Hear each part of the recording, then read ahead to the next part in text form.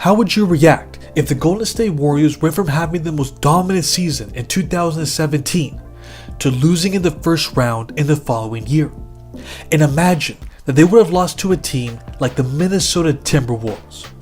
Will we question the greatness of that 2017 season?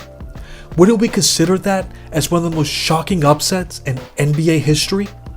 Well, that's what happened to the Philadelphia 76ers in the 1983-84 season. In the previous year, they dominated the NBA. They had two legendary players, Moses Malone and Julius Erving, along with a star-studded supporting cast. They won 65 games, and then they ran through the playoffs by only losing once.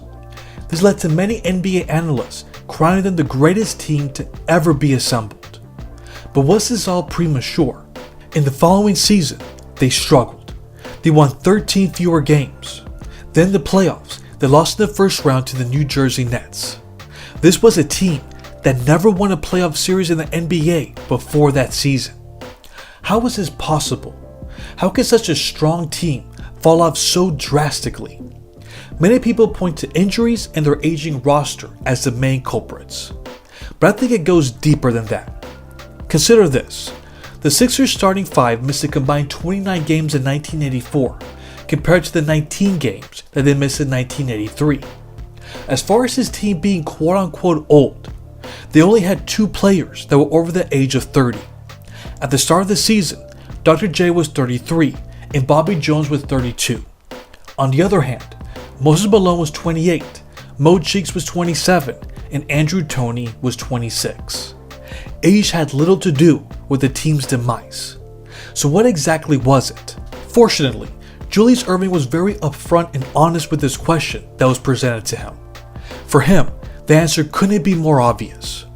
This is what he mentioned to the New York Times, quote, "Even if we not had suffered the injuries, mentally, there were problems. We had developed bad habits that were directly because of our success last year." End of quote. So the question is, what was causing them to cultivate bad habits after such a successful season? To better understand their mental state, we have to remember what they endured from the moment Dr. J signed with the Sixers in 1976. They reached the finals in 1977, 1980, and 1982. Then they reached the conference finals in 1978 and 1981. There is no other team that was more dominant during those 6 years, and they had nothing to show for it. In essence, winning the title became a quest, and it was not fulfilled until the arrival of Moses Malone. After achieving their goal, Dr. J did not want this team to be complacent. Immediately after winning his first title, he said to reporters, "This isn't the end of a long, cumbersome journey. It's really the beginning." He knew that his team accomplished something special, and they had the potential to win multiple titles. The foundation was there. However, not all of his teammates shared that same mentality. For example, Bobby Jones said to the Washington Post in the middle of the season that they were trying to get back on course, but the playoffs just seemed so far away. That sounds like they were going through the motions and were simply waiting for the playoffs to start. That is a dangerous mentality for any team to have. When you're not playing the regular season with a purpose, you'll find yourself losing games that you're supposed to win. That's what we saw through the course of the season. They lost to the 27-55 Chicago Bulls twice and to the 28-54 Cleveland Cavaliers twice. They also experienced 2 3-game losing streaks and 1 4-game losing streak. But that wasn't the only problem that this team had.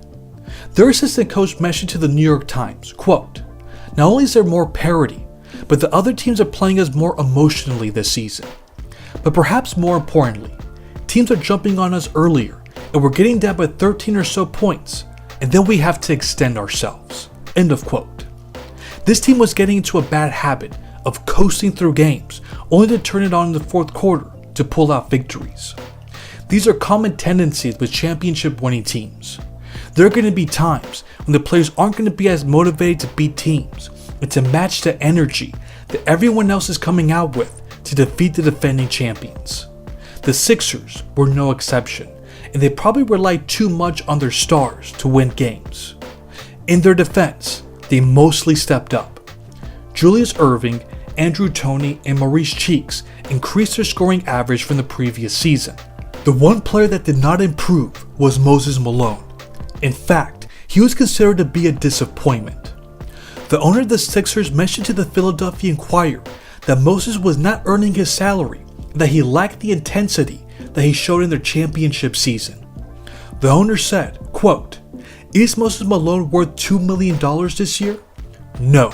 The answer is absolutely no." End of quote. The player that won the regular season MVP and the Finals MVP in 1983 finished 10th in MVP voting in 1984. He would show rare flashes of dominance that season. He was supposed to increase his level of play, with Dr. J turning 34 years old at the start of the postseason. He was supposed to start playing with his newfound confidence and swagger after finally winning a ring while outplaying Kareem Abdul-Jabbar in the finals. But that was never showcased. Instead, it seemed like he was also a victim of complacency. Maybe they were just all waiting for the playoffs to start to dominate the NBA once again. They were the second seed in the East and they had the third best record overall. They weren't the same juggernaut that they were in the previous year, but they were still one of the top teams in the league. They were expected to contend for a title and to have a long playoff run. What occurred in the first round series truly shocked the NBA world. Check out what happened in the first two games on their home floor. They lost game 1 by 15 points and game 2 by 14 points. They were on the verge of being swept from the first round, but they avoided disaster by winning the next two games on the road. They were in a prime position to advance to the next round. All they had to do was win a home game. They failed to do so, even while being up by 7 points with less than 7 minutes remaining. They ended up losing the game and the series by 3 points. How were the Nets able to pull out one of the biggest upsets in NBA history? For starters, the Sixers did not match well with New Jersey. In the regular season, they split their season series 3-3. In the prior year, the Sixers dominated every team except two.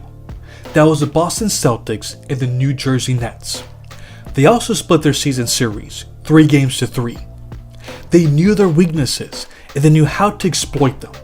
The player who broke down their defense the most was Michael Ray Richardson.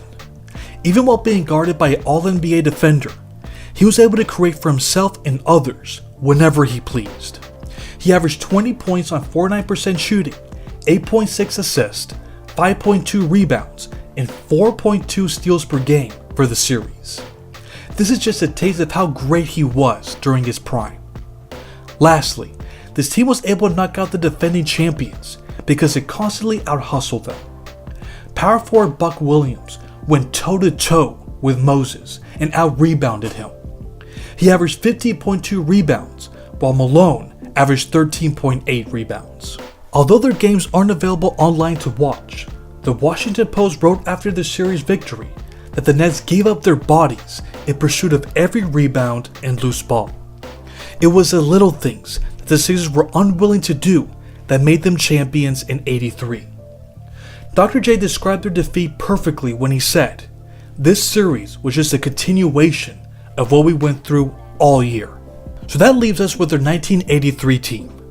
Now, I'm not saying that this takes anything away from what they accomplished in that historic season, but what I will say is that every team that's in the running for the greatest team in NBA history title all had dominant seasons in the following year. They didn't always win back-to-back titles, but they were certainly in title contention. The only exception is this team. I don't blame Dr. Julius Erving for the way their season ended, since he was at the tail end of his prime. But I expected a lot more from Moses Malone. From somebody who was a 3-time MVP and a top 20 player of all time, I thought he would exert his dominance a lot more. I understand that he was hurting and he wasn't at 100%, but I don't think that should excuse his performance for the season. The reality is that complacency can affect the most talented teams. The legendary Philadelphia 76ers was no exception to that. But what about you all? For those who watched this team, what do you remember the most from this year? And what do you think was the main reason they had such a disappointing ending to their season? Let me know in the comments. Thanks for watching.